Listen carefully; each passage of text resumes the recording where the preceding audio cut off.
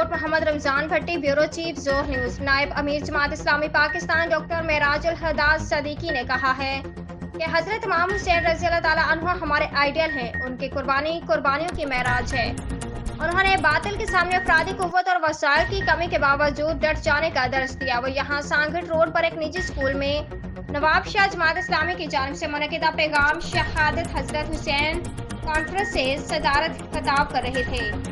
انہوں نے کہا کہ حسینیت اور یزیدیت آج بھی برسر پیکار ہے۔ مردہ یزید پر لعن طعن بجا، لیکن زندہ یزید کا جھنڈا اٹھانا بھی مسلمانوں کا بتیرا نہیں ہو سکتا۔ ظاہری کامیابی کی کوئی حیثیت نہیں، حق کا ساتھ دینا اور اس پر ڈٹے رہنا اصل کامیابی ہے۔ انہوں نے کہا کہ جماعت اسلامی پاکستان میں اسلامی نظام کے لیے کوشاں ہے۔ 75 برسوں سے یہاں فوجی جمہوریت کے نام پر یہاں شخصی حکومتیں قائم ہیں۔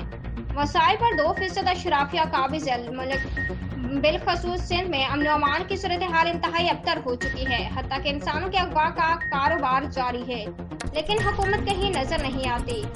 ممتاز ماہر تعلیم اور اسلامی اسکالر زین العابدین لغاری نے کہا کہ اللہ تعالیٰ اور اس کے رسول حضرت محمد صلی اللہ علیہ وسلم کی پیروی ہی میں ہماری دنیاوی اور آخری کامیابی کا انحصار ہے۔